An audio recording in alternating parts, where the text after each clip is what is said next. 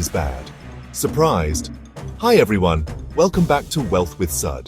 Today I'll show you the difference between good debt and bad debt, and how knowing this can completely change the way you manage your money. Debt simply means borrowing money you promise to pay back. But the purpose of that borrowing makes all the difference. Some debt can actually grow your wealth. That's good debt. Other debt drains your money. That's bad debt.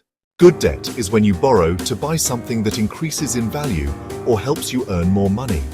Taking an education loan that helps you get a higher paying job. A home loan because property usually grows in value. A business loan that helps you expand and earn profits. These are investments in your future. Bad debt is when you borrow for things that lose value or don't bring income. Credit card debt for shopping or vacations. Personal loans for gadgets or luxury items.